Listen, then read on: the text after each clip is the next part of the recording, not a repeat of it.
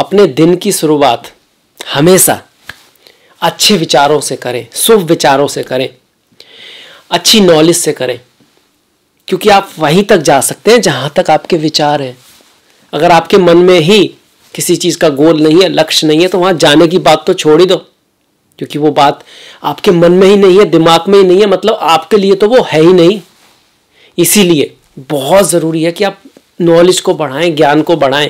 भाग्य भी आपको वहां तभी ले जा पाएगा जब आपको उस चीज का पता तो हो, वो रास्ते की जानकारी तो कहीं से मिले। इसलिए दिन की शुरुआत हमेशा अच्छी नॉलेज से, अच्छी विजडम के साथ करें। इसी विचार के साथ अब मैं शुरुआत करूंगा वृश्चिक की जो राशि है उसके लिए क्या लेकर आए ग्रह नक्षत्र। चाहे वो आपका करियर है, प्रेम प्यार परिवार है, या फिर धन दौलत, धन संपदा, व्यापार, ये सब चीजें, स्वास्थ्य, अध्यात्म, ये सब भी है। सारी चीजें देखेंगे, डिटेल में देखेंगे और कोशिश करेंगे क्या हम अपनी तरफ से कर सकते हैं, किन बातों का ध्यान रखें। डेट्स के ऊपर भी जाएंगे, किन तारीखों के आसपास इससे संबंधित इवेंट रह सकते हैं, तो आप विशेष सावधान रहें उस चीज़ से संबंध में। और जो रेमेडीज हैं उनको भी जरूर जानेंगे। मैं हूँ आपके साथ डॉक्टर दिलीप। पर सबसे पहले देख लेते हैं कि कहाँ पर बैठे हैं ग्रह, किस राशि में है, किस भाव में है, उसके अनुसार फिर गणना करते हैं। तो देखिए, पहला भाव, द्वितीय भाव, तृतीय भाव खाली है। ये भाव पहला, दूसरा, तीसरा, ये 8 नंबर इसलिए है क्योंकि वृश्चिक राशि को 8 नंबर से दिखाते हैं। ये जो प्रोग्राम है वो राशि पर आधारित है, चंद्र राशि पर लग्न से भी आप देख सकते हैं। आप ये नहीं कह सकते कि लग्न से नहीं देख सकते, क्योंकि ऋषियों ने लिखा है कि भाई चंद्र से भी देख सकते हैं, लग्न से भी देख सकते हैं, और तो और सूर्य से भी देख सकते हैं। इसी श्रृंखला में आता सुदर्शन चक्र, जिसका हम कहते हैं कि गणना करते हैं जब किसी चीज को देखते हैं ना, क्या रिजल्ट आएगा। चंद्रमा से उसका बीज प्रॉमिस है या नहीं है, लग्न बहुत इंपॉर्टेंट है, फिर नवांश से फ्रूट देखते हैं, असली रिजल्ट क्या आएगा। तो ठीक उसी तरह ये मेनली चंद्रमा से है, पर लग्न से आप देखोगे तब भी बातें मैच करेंगी। शनि चौथे भाव में अपनी ही राशि में वक्री होकर बैठे हैं। गुरु और राहु छठे भाव में मेष राशि में बैठे हुए हैं, पर यहाँ गुरु और राहु का जो अंतर बढ़ रहा है, तो गुरु चांडाल का जो कह सकते हैं असर कम हो रहा है, एक अच्छी बात है। वैसे राहु का गोचर तो छठे में अच्छा ही होता है।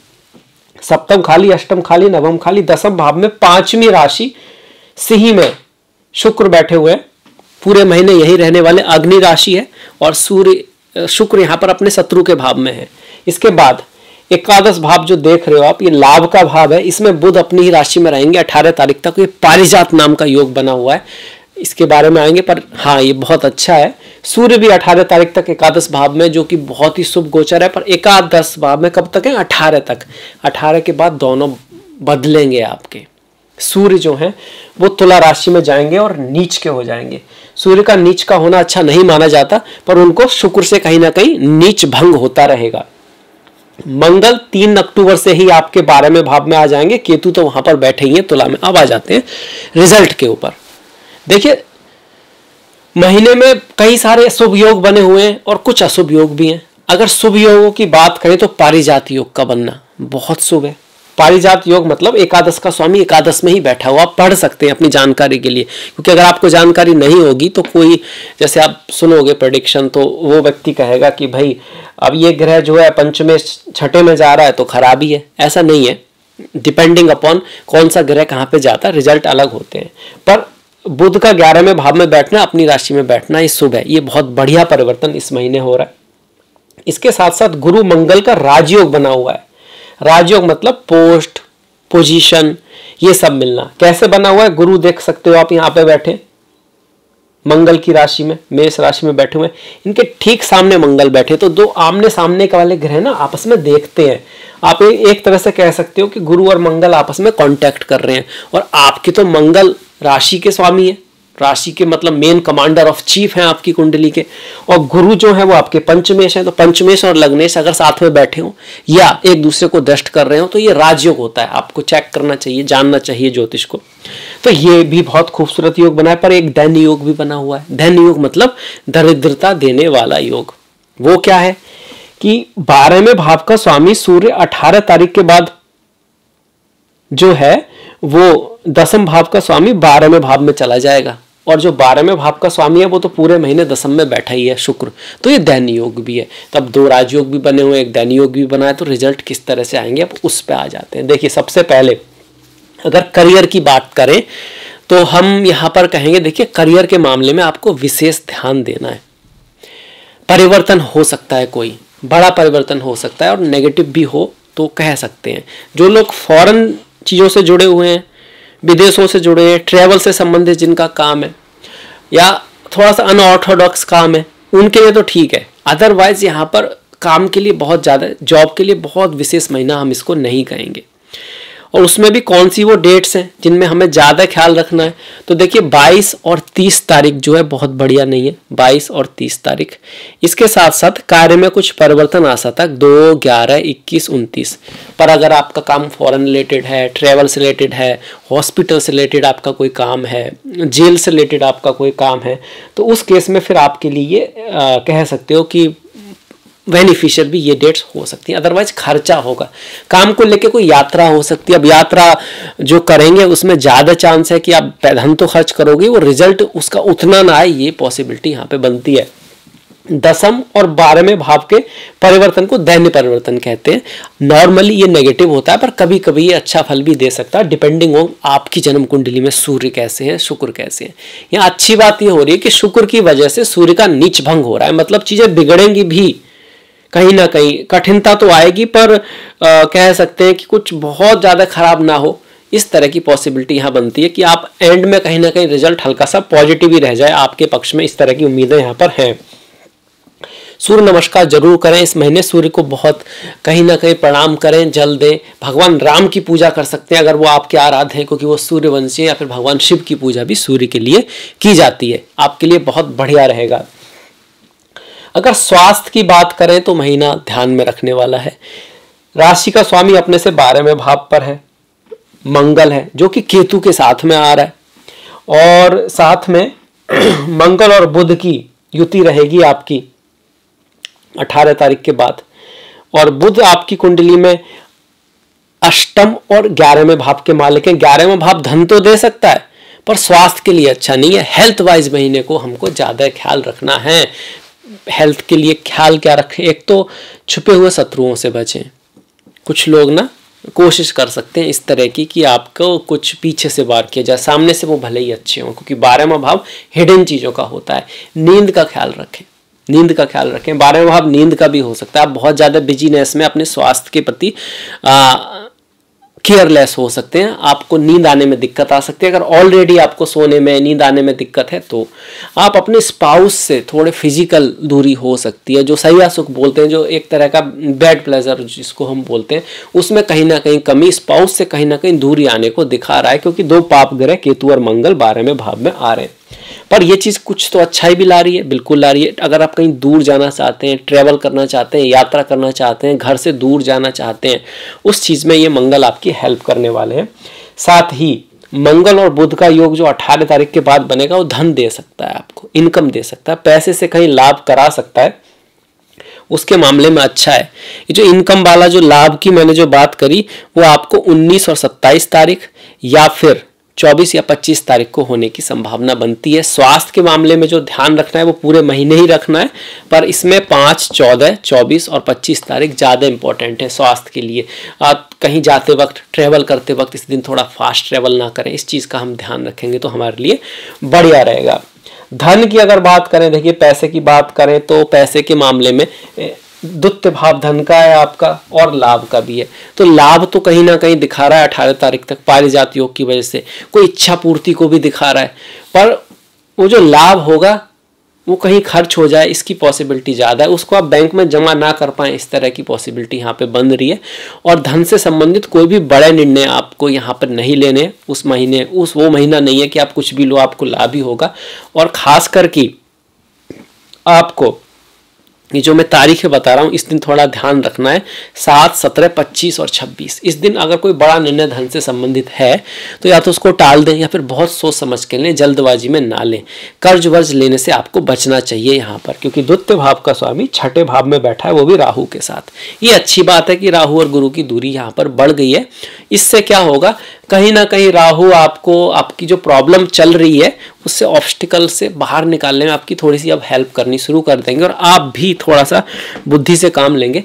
गुरु का जो प्रभाव है वो अब लग्न पर ज़्यादा आ रहा है। कोई भी ग्रह जब लग्न से 8 में है, छठे में है या सप्तम में है और अगर वो शुभ है तो चंद्र आदि शुभ योग, लग्न आदि शुभ योग का एक पार्टिसिपेट करता है और कहीं ना कहीं शुभता आपको देता है। यहाँ बैठ के गुरु आपको फॉरेन विदेश जाने के मामले में आपकी हेल्प कर सकते हैं। और माता के स्वास्थ्य संबंधों में ये नेगेटिव योग है। बाहर ले जाने के लिए तो अच्छा है, पर माता के साथ, अपने बंधुओं के साथ, दोस्तों के साथ, अगर आप अपने फ्रेंड सर्कल में वहीं पर हो जहाँ पर थे, अपने जन्म स्थान पर हो, तो थोड़े से नेगेटिव एक्सपीरियंस आपको रह सकते हैं। पर ध्यान रखना है कि इसके बावजूद भी आपको अपने रिश्तों को कहीं ना कहीं बना के रखने की कोशिश करनी है। शादी और विवाह की अगर हम बात करें, अभी जो नेगेटिव एक्सपीरियंस की बात की मैंने, माता के साथ संबंधों की बात की, ये रिजल्ट ज़्यादा कब आएंगे? 8, 18 और 26 तारीख को इस तरह का योग बनता है। मदरलैंड के पर किसी से, अपने दोस्त के साथ, फ्रेंड के साथ, करीबी के साथ कोई दूरी आ सकती है, कोई बहसबाजी हो सकती है। तो इस दिन आप थोड़ा गुस्से का भी कंट्रोल रखें, ये आपको ध्यान में रखना होगा।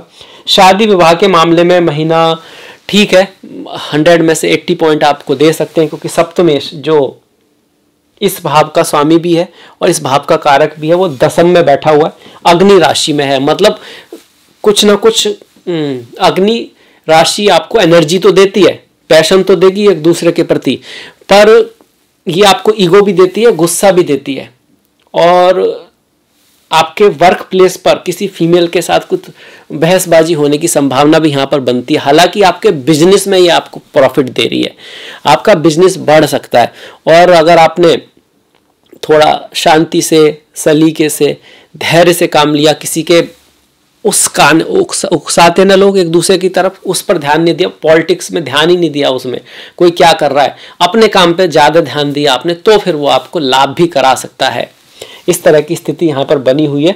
तो बिजनेस के मामले में ठीक है, नॉट द बेस्ट, ठीक है। ये जो महीना है इसमें कुछ खतरनाक ऐसा कुछ नहीं दिखा रहा है, नॉट द ग्रेट ऐसा भी नहीं दिखा रहा है। पर बिजनेस से संबंधित जो मेन इवेंट जो होंगे वो कौन सी तारीख को होंगे? तो 2, 11, 21, 29 वो जो है इस तरह की तारीखें बन रही है। भाग्य भी अच्छा रहेगा, बढ़िया रहेगा। भाग्य में चेंज वाला फील करोगे, एक सा महीना नहीं रहने वाला ये।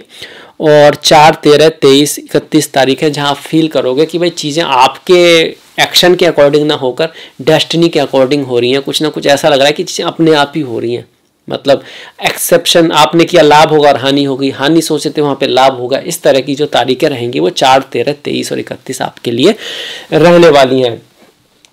गुरु जो बैठे हुए हैं आपके छठे भाव में, जो अब राहु से थोड़े दूर चले गए, इसके तहत आपको थोड़ा कार्य के क्षेत्र में एफर्ट, हार्डवर्क करता रहना पड़ेगा। खर्चा थोड़ा बना के रखेंगे और धन के लाभ में गुरु थोड़ा सा आपका पार्टिसिपेट कर रहे हैं। तो गुरु की जो तारीखें हैं उन दिन भी कोई धन लाभ हो सकता है, 7, 17, 25 और 26। शनि की देखिए आपकी ढैया चली रही है, इस वजह से मैंने कहा कि मित्रों के साथ, माता के साथ, जानने वालों के साथ कुछ मतभेद रह सकता है, मन में थोड़ी अशांति भी रह सकती है। यहाँ बैठ के शनि आपके कार्य क्षेत्र पर और सेहत पर भी हल्का सा नेगेटिव या डिले कर रहे हैं चीज़ों को। मतलब प्रयास करते रहना होगा, आशा नहीं छोड़नी होगी, हार्डवर्क करना ही होगा। साथ में साफ सफाई का विशेष ध्यान रखना, अपने से छोटों के प्रति, अपने से कमज़ोर लोगों के प्रति कहीं ना कहीं, जो आप कम से कम उनके साथ अगर उनका साथ नहीं दे सकते, उनके लिए कुछ नहीं कर पा रहे, आप ऐसी स्थिति में नहीं है, तो कम से कम उनके लिए बुरा बिल्कुल नहीं करना है, जो आपसे छोटा है, आपसे जो कमज़ोर है। और नहीं तो ओरली, मन से, भावना से उनको कुछ ना कुछ अच्छे राह दिखाने की कोशिश करनी है, तो शनि आपके अच्छे रहेंगे। अगर आपके अंदर पॉसिबिलिटी है, आपके नीचे कुछ लोग काम करते हैं, तो उनको अगर कुछ काम के बाद कुछ थोड़ा बहुत गिफ्ट दे देते हो, चाय ही पिला देते हो, जो लोग बेचारे बहुत कमज़ोर लोग हैं, जैसे रिक्शे वाले हैं, कोई भी ऐसा व्यक्ति जो बेचारा जीवन में परेशान है, कुछ हल्की सी हेल्प आप उनकी करते रहते हो, शनिवार को कर दोगे तो ठीक है और बेहतर रहेगा। तो शनि आपको थोड़ा बेहतर रिजल्ट देंगे यहाँ पर। इसके साथ साथ शनि गुरु हो गया। राहु केतु की बात करें तो देखिए केतु और मंगल 12वें भाव में है। कोई भी ऐसा व्यक्ति, ऐसा दोस्त, ऐसा फ्रेंड जो आपको अचानक मिलता है और ऐसा करता है कि भाई बहुत ही करीब आपके आना चाहता है, तो चेक कर लीजिएगा। देयर इज चांस, वहाँ पे चांस है कि धोखा हो सकता है। खास कर कि जो तारीख हैं वो मैं बता देता हूँ आपको, 1, 10, 20 और 28 के आसपास, एक दिन आगे पीछे। अगर कोई अनजान व्यक्ति है, कोई बहुत खास बनने की कोशिश करता है तो संभल के रहिएगा इन दिनों में।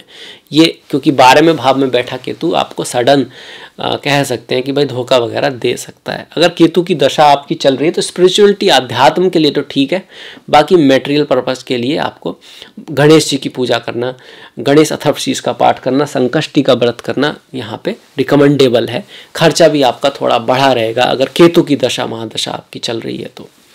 अब बढ़ जाते हैं जी, सारे ग्रह भी हो गए, सारे भाव भी हो गए, स्वास्थ्य की भी बात कर ली हमने।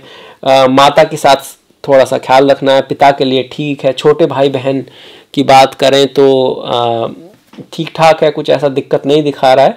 और बड़े भाई बहन की लाइफ में कुछ बेहतर परिवर्तन आपके आ सकते हैं 18 तारीख के बाद, इस बात को रखें। 18 के बाद बड़े भाई बहन या सीनियर्स के जीवन में कुछ खर्चा आ सकता है, यात्रा आ सकती है, उनके साथ संबंधों को भी आपको थोड़ा बना के रखने की यहाँ पर सलाह दी जाती है। अब चलते हैं त्योहारों की तरफ। और त्योहारों में से पहले मैं आपसे आग्रह करूंगा कि आप लाइक, सब्सक्राइब या कमेंट ज़रूर कीजिएगा। कैसा लगा वीडियो, क्या अच्छाई, क्या बुराई, क्या हम इसमें सुधार कर सकते हैं। और अब चलते हैं अपने त्योहार। देखिए, त्योहारों के बारे में जानना इसलिए ज़रूरी है क्योंकि त्योहार हमारा संस्कृति आप कह सकते हो, हम जहाँ से आए हैं। आप अगर किसी अदर कंट्री में जाओगे तो वो भी अपने त्योहारों को जानते हैं, उनको भी अपने कल्चर पे कह सकते हो प्राउड है। चाहे वो आपका यूनान हो, मतलब कि, या फिर इटली हो आपका, या फिर फॉरेन कंट्रीज हो। आपको ऐसा लगता होगा कि कुछ देश हैं अमेरिका का, जैसे कोई बहुत बड़ा अपना कल्चर नहीं है, पर बहुत सारे देशों का अपना खुद का कल्चर है और उसको वो जानते भी हैं। इसी तरह हमें भी अपने कल्चर को जानना चाहिए, समझना चाहिए, और उससे हमको बहुत कुछ सीखने को मिलता है। तो 2 तारीख की गांधी जयंती है, राष्ट्रपिता महात्मा गांधी, उनके बारे में पढ़िए, जानिए, उनसे बहुत कुछ आपको सीखने को मिल सकता है। और सिर्फ जो बातें हो रही हैं उन पर मत जाइए, खुद रिसर्च कीजिए। 2 अक्टूबर को शरद नवरात्रि, माफ़ कीजिएगा 15 अक्टूबर को शरद मतलब सर्दी के नवरात्रि शुरू हो रहे हैं, जो बहुत महत्वपूर्ण है। और लास्ट डे जो होगा वो उनका 24 होगा, जो दशहरा होगा, दशहरे का त्यौहार होगा उस दिन, और लास्ट डे होगा नवरात्रि का। 22 तारीख की दुर्गा महानवमी है। अमावस्या जो होगी अश्विन की वो 14 तारीख की है, अश्विन मास की, और पूर्णिमा जो है वो 28 तारीख की है। एकादशी की अगर हम बात करें तो 10 तारीख की इंदिरा एकादशी और 25 तारीख की पाप अंकुशा एकादशी है। ओम नमो भगवते वासुदेवाय, ओम नमो नारायणाय। 12 का प्रदोष व्रत, 11 का प्रदोष व्रत, 12 की शिवरात्रि, और आपका 26 का प्रदोष व्रत है। ओम नमः शिवाय। इन दिन शिव जी को जल देना बहुत अच्छा रहता है। फास्ट भी चाहे तो आप कर सकते हो, वरना ओम नमः शिवाय का जाप तो आप कर ही सकते हैं।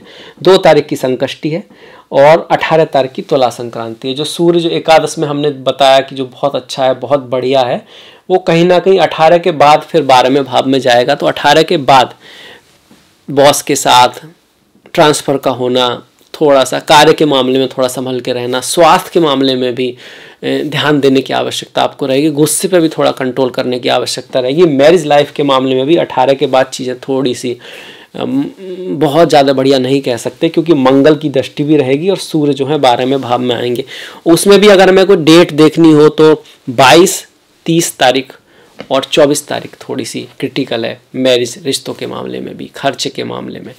अब इस वीडियो को मैं विराम देता हूँ। आई होप, मुझे आशा है कि आपको पसंद आया होगा, अच्छा लगा होगा। तो नेक्स्ट वीडियो तक आप अपना ख्याल रखें, अपनों का ख्याल रखें, सभी का ख्याल रखें। कुछ ना कुछ अच्छा बढ़िया देखते रहें, सुनते रहें, करते रहें। सभी को धन्यवाद, नमस्कार।